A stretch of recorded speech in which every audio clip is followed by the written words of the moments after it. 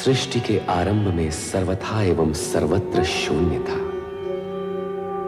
उसी शून्य में से ज्योति बिंदु का रूप धारण कर शिव के अक्षर शरीर के प्रतीक से मेरे आकार का निर्माण हुआ, अर्थात मैं शिव का आदि आकार हूं। भूत, भविष्य और वर्तमान मुझ में समाये हुए हैं।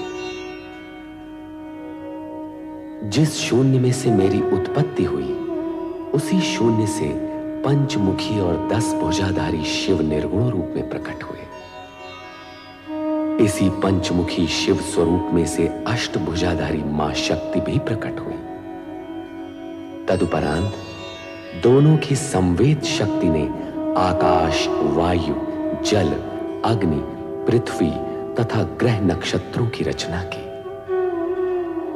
सृष्टि की रचना का यही क्रम उत्तरोत्तर आगे बढ़ता रहा। जल तत्व से क्षीर सागर प्रकट हुआ, जहां शेष शैया पर श्री हरि विष्णु की उत्पत्ति हुई और उनके नाभि कमल से उत्पन्न हुए सृजनहार ब्रह्मा जी। इन समस्त रचनाओं के मूल में शिव लीला ही कार्यरत थी, किंतु ब्रह्मा विष्णु शिव लीला से अनभिज्ञ आश्चर्यचकित थे। उनके समाधान के निमित्त सदाशिव का ज्योति स्तंभ प्रकट हुआ। सदाशिव के आदेश पर युगों तक ज्योति स्तंभ के आदि अंत का संधान कर असमर्थ हुए ब्रह्मा विष्णु को तप करने की आज्ञा हुई। तप की साधना पूर्ण होने पर अर्धनारीश्वर शिव शक्ति के समन्वित रूप में प्रकट हुए और उन्होंने ब्रह्मा को लौकिक सृष्टि की रचना का आदेश दिया। सृष्टि के पालन का दायित्व विष्णु को दिया गया। शिव शक्ति ने स्वयं अवतार ग्रहण करने का मंतव्य भी प्रकट किया। ब्रह्मा के द्वारा विभिन्न रूपों में सत, रज एवं तम त्रिगुणात्मक सृष्टि की लौकिक रचना हुई। उन्होंने स्वर्ग, पृथ्वी और पाताल लोक की रचना के साथ साथ देव, दानव और मानव का भी निर्माण किया। रचना के इस क्रम में ब्रह्मा जी ने अपने मानस पुत्रों को भी उत्पन्न किया। सप्तर्षि मनु, शतरूपा, कामदेव, नारद, संध्या और दक्ष।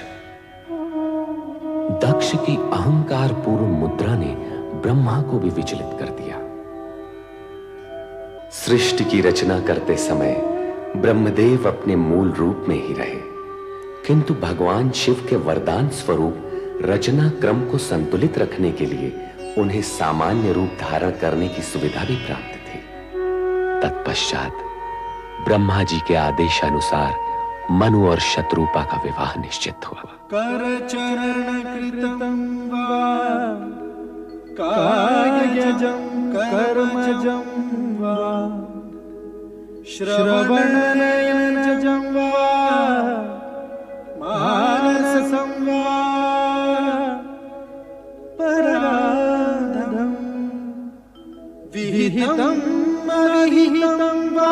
हे मनु, हे शत्रुपा, सृष्टि के प्रथम वैवाहिक नर नारी के रूप में आप दोनों का स्वागत है। हे परमपिता ब्रह्मदेव, हमारा दाम्पत्य जीवन में प्रवेश तो हो चुका है, अब हमारे लिए क्या आज्ञा है?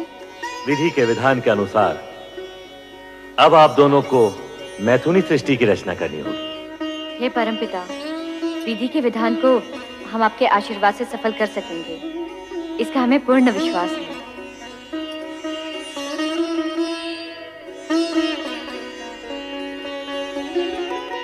प्रजापति प्रजापालक महाराज वीरण अपनी कन्या सौभाग्य कांक्षिणी वीरिणी का हाथ दक्ष प्रजापति के हाथ में समर्पित करके पाणी ग्रहण विधि पूर्ण कीजिए। देवगुरु बृहस्पति जी की आज्ञा शिरोधार्य है।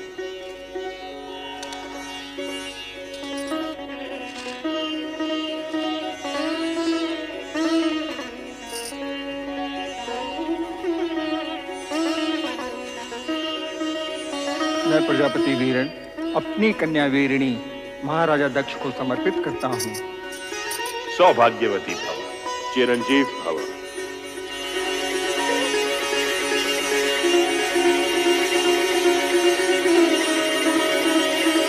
पुत्र दक्ष और पुत्र वधु वीणी, अब धर्मानुसार आप दोनों पति पत्नी हो गए हैं। मेरी इच्छा है कि मन, वचन और कर्म से प्रजा कल्याण हेतु आप अपना जीवन प्रारंभ करें। परमपिता की इच्छा पूर्ति के लिए मैं दक्ष प्रजापति ये वचन देता हूं कि हम दोनों प्रजा कल्याण हेतु मन, वचन, कर्म से अपना समस्त जीवन अर्पित कर देंगे। दक्ष द्वारा प्रजा के कल्याण हेतु समस्त जीवन अर्पित कर देने के आश्वासन से ब्रह्मांड के पंच तत्वों में स्पंदन हुआ। प्राणी मात्र के कल्याण का आयोजन समूचे वातावरण को तरंगित कर दिया और तब प्रकट हुए कल्याण के सगुण साकार स्वरूप शिव।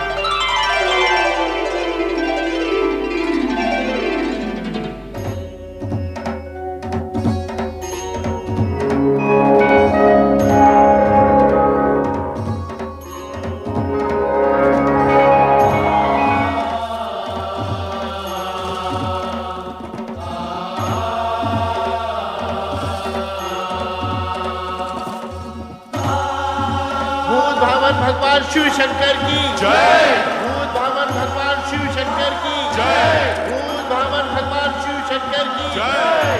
भूत भावन भगवान शिव शंकर की जय। भूत भावन भगवान शिव शंकर की जय। सदाशिव के सगुण रूप भगवान शिव शंकर की जय। हर हर हर महादेव।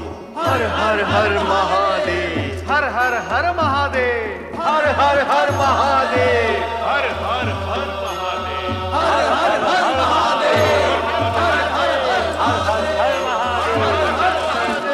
हर हर हर महादेव। हर हर हर महादेव। हर हर हर महादेव। हर हर हर महादेव।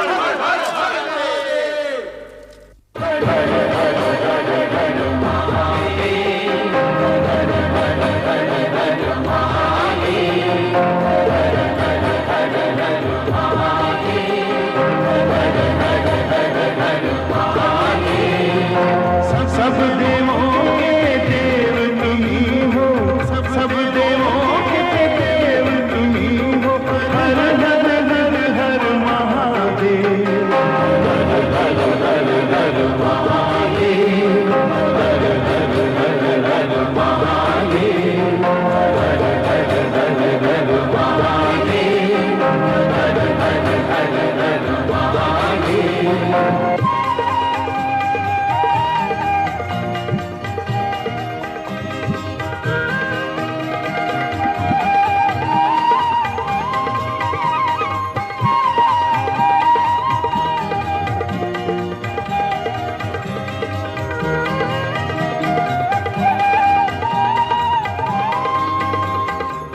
चंद्र किरण से अमृत वर्षा करते हो धरती पर। अपने रूप से करते देवा तीनों लोग उजागर। सागर बूंद समा देते हो, बूंद को करते हो सागर। हर हर हर हर महादेव। हर हर हर हर महादेव। हर हर हर हर महादेव। हर हर हर हर महादेव।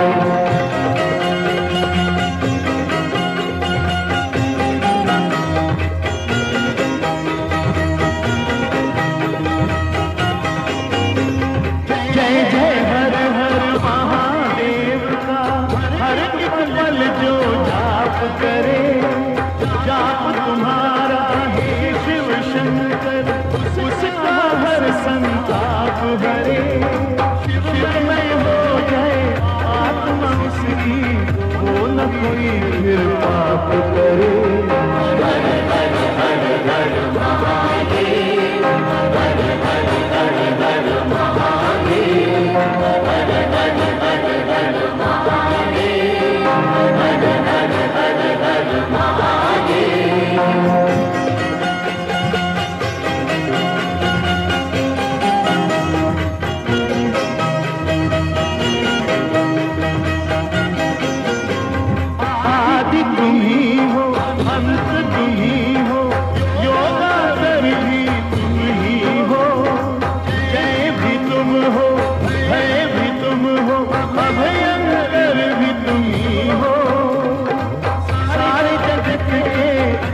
रचना करता प्रलयंकर भी तुम ही हो।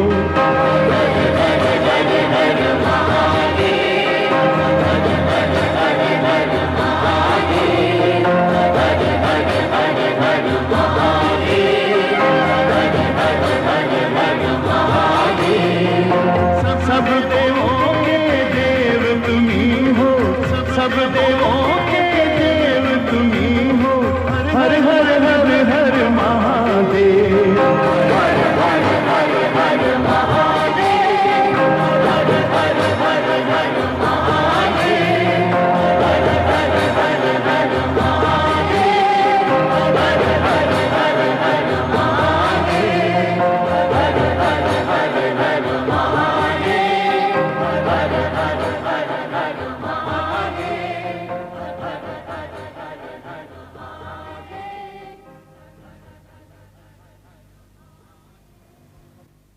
ओम नमः शिवाय। ओम नमः शिवाय। त्रिभुवनपति हे सदाशिव, अपने वचनानुसार आपने कैलाश पर त्रिशूल त्रिनेत्रधारी भगवान शिव शंकर के सगुण रूप में अवतरित होकर संसार के समस्त प्राणियों पर महान उपकार किया है। सृष्टि के सभी प्राणी आपके आभारी हैं कि आपने जगत कल्याण के लिए सगुण रूप में अवतार धारण किया। हे महेश्वर, अब देव दानव और मानव सभी आपके प्रत्यक्ष दर्शन पाकर धन्य होंगे। हे शिव शंकर, मैं सृष्टि के सृजन करने के पश्चात आपकी आज्ञा की प्रतीक्षा कर रहा था। आप सगुण रूप में प्रकट हुए, संपूर्ण ब्रह्मांड धन्य हो गया। ये सगुण रूप धारण करके हमने आपकी इच्छा को ही मूर्त रूप दिया है ब्रह्मदेव, क्योंकि सृष्टि रचना के पश्चात शुभ अशुभ तत्व और गुण अवगुण के युगल एक साथ प्रकट होंगे। उनमें संतुलन के लिए धर्म, नीति और न्याय का शासन स्थापित करने के लिए हम त्रिदेवों का योगदान अवश्यंभावी होगा। महादेव, सृष्टि की रचना तो पूर्ण हुई और हम त्रिदेव अपने सगुण रूप में अवतरित हुए, परंतु क्या ब्रह्मदेव, आप किस संकोच के कारण रुक गए? हे प्रभु, यह भली प्रकार विदित है कि शिव और शक्ति एक दूसरे की अभिन्न अंग हैं। आपके सगुण रूप के दर्शन तो हमें प्राप्त हुए, परंतु मां सती का अवतार कब और किस रूप में प्रकट होगा?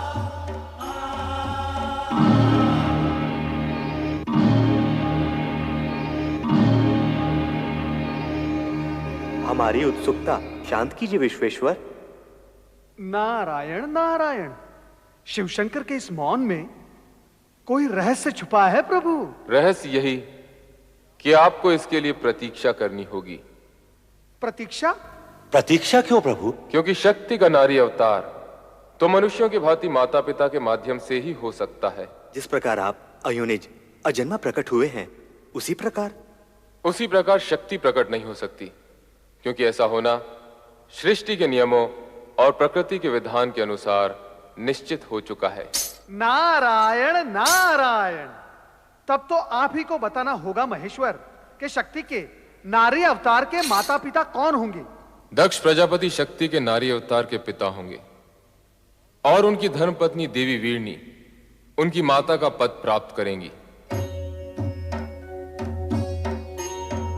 नारायण नारायण, मेरा मानस पुत्र दक्ष शक्ति अवतार का पिता होगा? आश्चर्य है प्रभु। इसमें आश्चर्य कैसा ब्रह्मदेव? महाराज दक्ष प्रजापतियों में श्रेष्ठ हैं। वे अब तक कई गुणवती श्रेष्ठ कन्याओं के पिता बन चुके हैं। वे ही शक्ति के नारी अवतार के पिता बनने के सर्वथा योग्य हैं। जैसे आप क्या कहते हैं। किंतु आप तो जानते हैं ब्रह्मदेव, कोई भी श्रेष्ठ कार्य बिना तपस्या के सिद्ध नहीं होता। अर्थात दक्ष प्रजापति और देवी वीरणी को माता शक्ति को पुत्री रूप में पाने के लिए तपस्या करनी होगी। ये अनिवार्य है श्रीहरि, क्योंकि शिव में समाई शक्ति को प्रसन्न किए बिना वे नारी अवतार के लिए स्वीकृति कैसे दे सकती है? परमपिता ब्रह्मदेव, दक्ष प्रजापति को इस तपस्या के लिए आप ही को प्रेरित करना होगा। मैं ये पावन कार्य अवश्य करूंगा महादेव। अब हमें आज्ञा दीजिए देवादिदेव, समय समय पर हम आपके दर्शन करते रहें।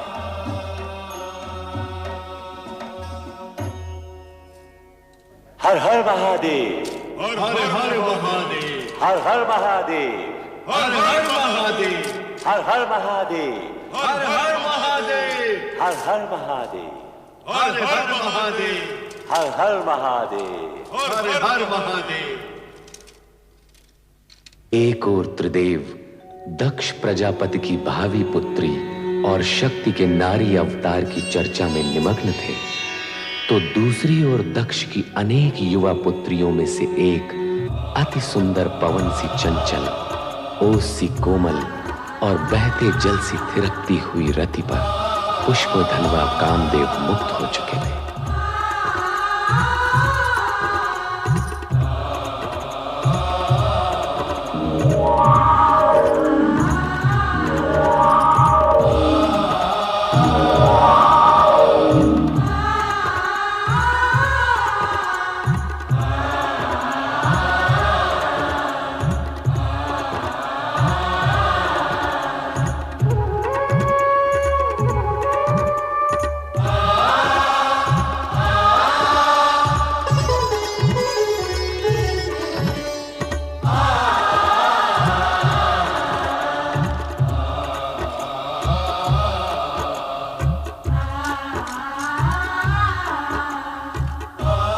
देवी रति, मुझे देखकर आंखें क्यों झुका ली? यूं ही। तुम यहाँ मेरी ही प्रतीक्षा कर रही थी ना? अर्थात हाँ भी और नहीं भी। नहीं। तुम हाँ कहो या ना, तुम्हारे मन की बात तो तुम्हारी आंखों ने बता ही दी। रति, अब हम कब तक ये वियोग सहते रहेंगे? मैं क्या जानूं? जानता तो मैं भी नहीं, परंतु इस बात का विश्वास है कि अब तुम अधिक देर मुझसे दूर नहीं रह सकती। रति और कामदेव का मिलन अब अनिवार्य है।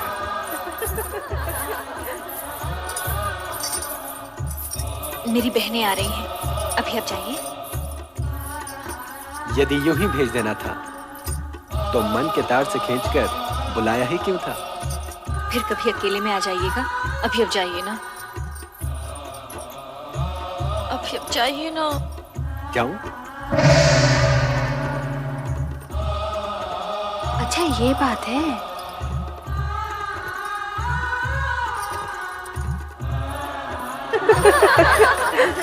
किससे बातें कर रही थी रति? किसी से भी नहीं। यहाँ कोई आया ही नहीं था। ये अपने आप से ही बातें कर रही थी। लगता है इसका मन भरमा गया है। आंखें दुल्हन बनी है और पलकें घूंघट सजा रही हैं। अधरों पर नहीं नहीं और मन में हाँ हाँ। अपने प्रियतम को यहाँ बुलाकर उसे अपने मन का हाल सुनाकर कहती है यहाँ कोई आया ही नहीं। बताओ ना रति, कौन था वो जो तुम्हारे हृदय को शीतल पवन की तरह स्पर्श कर आनंदित कर गया? बोल ना रति, कौन था वो जिसके मिलन से तेरे मुख की लालिमा और भी चमक उठी? बोलो ना, कौन था वो जो तुम्हारी चंचल चितवन और मादक मुस्कान के आकर्षण में बंधा यहाँ तक चलाया था? वो कौन था, कहाँ से आया था, मैं कुछ भी नहीं जानती। ओहो, परंतु उसके आगमन से जो मुझे आनंद की अनुभूति हुई है वो मैं नहीं बताने वाली। अच्छा, तो फिर हमें ही पता लगाना होगा कि वो था कौन।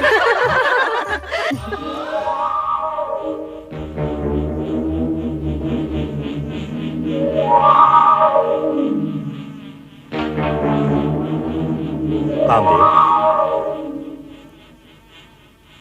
प्रिय पुत्र कामदेव। प्रणाम पिताश्री ब्रह्मदेव। आयुष्मान भव। किस ओर से आगमन हुआ और किस ओर प्रस्थान कर रहे हो? मैं तो ऐसे ही आकाश में भ्रमण कर रहा था परमपिता। ऐसा लगता है तुम दक्ष प्रजापति के महल से होकर आ रहे हो। क्या कह रहे हैं परमपिता? क्या तुम्हारी यही कामना नहीं है? चलो मेरे साथ। अब तुम्हारा रति से अधिक समय दूर रहना उचित नहीं है। आओ कामदेव।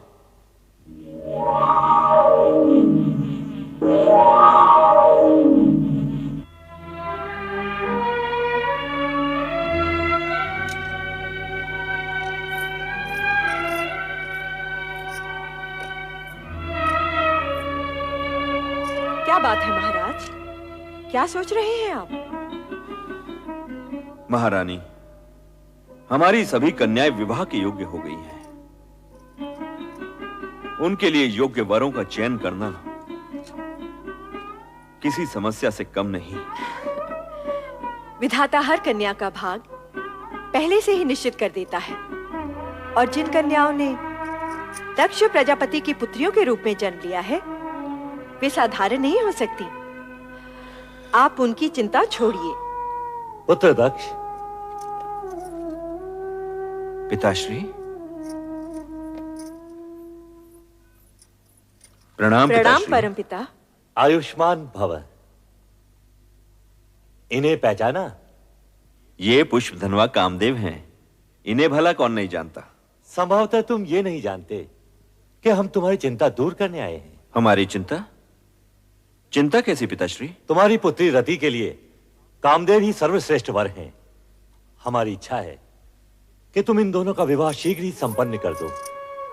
रति और कामदेव पति पत्नी के रूप में एक दूसरे के पूरक बनेंगे। अब सोचने का समय नहीं है दक्ष। हम जानते हैं रति का जन्म कामदेव के लिए ही हुआ है, और इन दोनों की आकर्षण शक्ति एक दूसरे को निकट भी ला चुकी है। यदि ऐसा है तो आपकी आज्ञा हमें शिरोधार्य है परमपिता। हम आपकी आज्ञा का पालन शीघ्र ही करेंगे पिताश्री।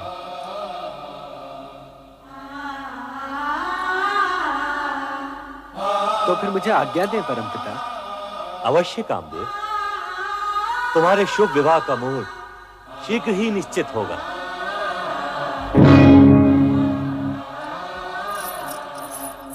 अकस्मात आपके दर्शन पाकर हमें अपार हर्ष हुआ है परमपिता। वीरणी, दक्ष, हमारे आगमन का उद्देश्य रति कामदेव विवाह प्रस्ताव से कहीं अधिक महत्वपूर्ण है। हम तुमसे एक विशेष अनुरोध करने आए हैं। अनुरोध क्यों पिताश्री? आप आज्ञा दीजिए। आदिदेव महादेव रुद्रावतार का सगुण रूप लेकर कैलाश पर प्रकट हो चुके हैं। ये तो तुम्हें ज्ञात ही होगा। सुना अवश्य है पिताश्री, परंतु सर्वशक्तिमान होते हुए भी उन्होंने ये विचित्र रूप धारण क्यों किया, ये मेरी समझ से परे है। शिव का ये रूप वैराग्य, योग व भक्ति एवं श्रद्धा का मूर्तिमान स्वरूप है। इसे समझना बड़े बड़े ज्ञानियों के लिए भी कठिन है। समय आने पर तुम्हें उनकी महानता का परिचय होगा। आप सत्य कह रहे हैं परमपिता। आपसे अधिक भोलेनाथ के विषय में भला और कौन जान सकता है। परमपिता, पहले यह बताइए कि आप जिस अनुरोध की बात कर रहे थे वो क्या है? मैं शिवाज्ञा से तुम्हारे पास एक संदेश लेकर उपस्थित हुआ हूं। क्या है वो संदेश? तुम दोनों को आद्य शक्ति मां जगदम्बे को पुत्री रूप में पाने के लिए तपस्या करनी होगी। तपस्या? तपस्या क्यों पिताश्री? यदि शक्ति माता को हमारे यहां पुत्री रूप में जन्म लेने की इच्छा है तो वे उसी रूप में प्रकट होंगी। उसके लिए तपस्या की क्या आवश्यकता है? मैं भी यही सोच रही हूं। हमारी इतनी कन्याओं की तरह वो भी जन्म ले लेंगी। वे अन्य कन्याओं की तरह सामान्य कन्या नहीं होंगी। तपस्या करके उन्हें प्रसन्न किए बिना उनकी प्राप्ति असंभव है। यह न भूलो कि शक्ति के सगुण अवतार के माता पिता बनने का श्रेय और गौरव तुम दोनों को ही प्राप्त होगा। यह निश्चित है। इसलिए इस शिवाज्ञा को शीघ्र स्वीकार करके शक्ति आराधना प्रारंभ करो। जैसी आपकी आज्ञा। रति कामदेव के विवाह के पश्चात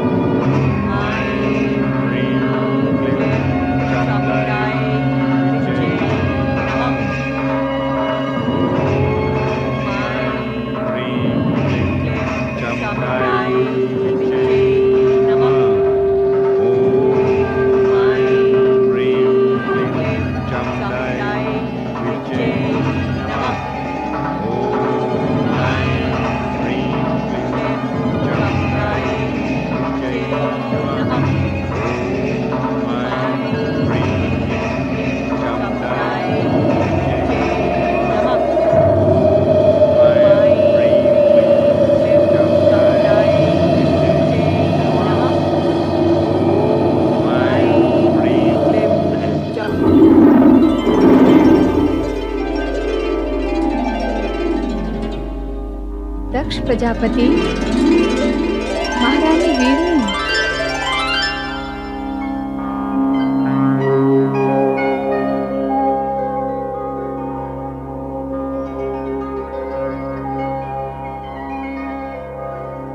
हे मां जगदम्बे, अष्टभुजाधारी विश्वेश्वरी, प्रणाम। देवी शक्ति, आपके दर्शन पाकर हम धन्य हो गए। तुम्हारी भक्ति आराधना सफल हुई प्रजापति दक्ष। महारानी वीरणी, मैं तुमसे प्रसन्न हूँ, वर मांगो। मां, अब तो साक्षात शक्ति है मां जगदम्बे। परमपिता ब्रह्मा जी की प्रेरणा से आपको पुत्री रूप में पाने की कामना से ही हमने ये तपस्या की है मां। हमारी ये कामना पूर्ण करें मां, हमारी ये कामना पूर्ण करें। मेरी कोख से जन्म लेकर हमें माता पिता होने का गौरव प्रदान करें, हमारी इच्छा पूर्ण करें। आदि शक्ति विश्वेश्वरी। तथास्तु।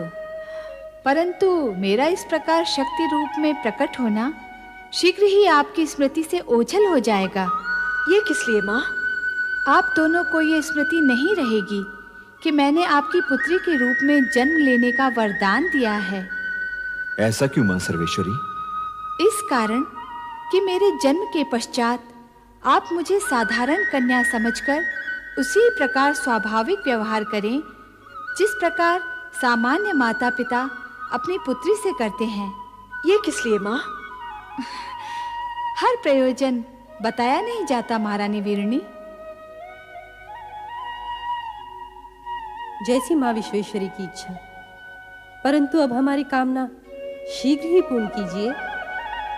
तुम्हारी कामना पूर्ति का वरदान तो मैंने दे ही दिया है महारानी वीरणी। कल्याण हो। जय हो मां आदिशक्ति जगदम्बे, जय हो। जय हो।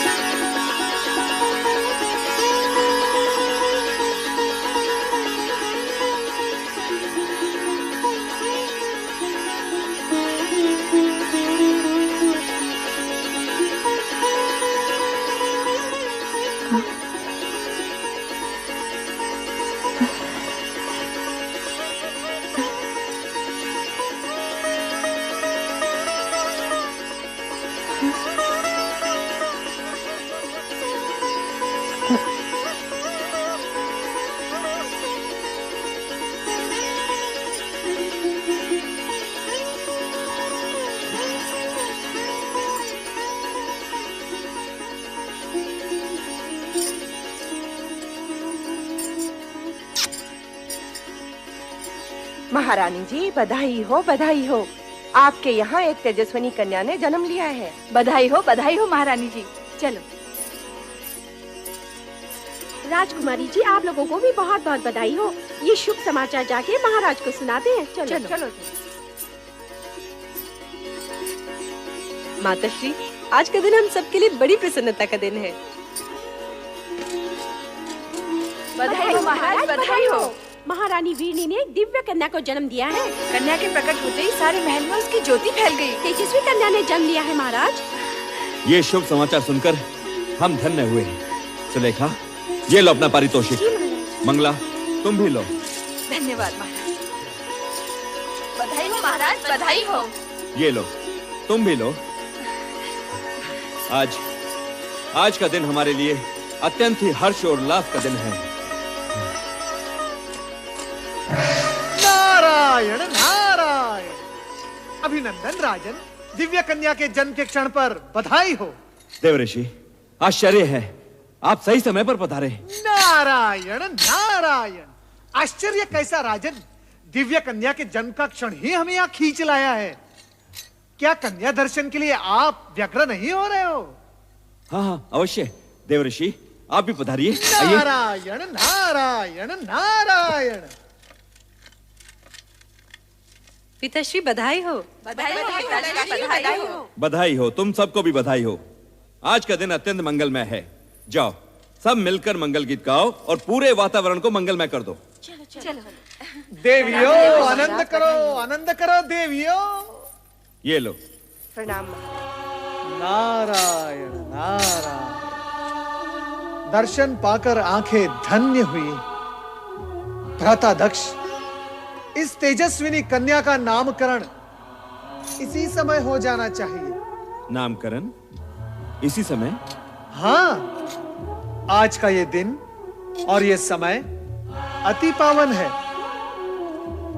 जैसी आपकी इच्छा देवर्षि। इसके दर्शन से मन में सात्विक भाव प्रकट हो रहा है, इसलिए इसका नाम सती होना चाहिए। सती? धन्यवाद देवर्षि, आपने कन्या का नाम अति उत्तम बताया है। हमारी ये कन्या सती के नाम से ही प्रसिद्ध होगी। हम इसी समय पूरे राज्य में घोषणा करवा देते हैं कि प्रजापति दक्ष की कन्या सती ने जन्म लिया है। नारायण नारायण। दक्ष कन्या सती की जय हो। दक्ष कन्या सती की जय हो। दक्ष कन्या सती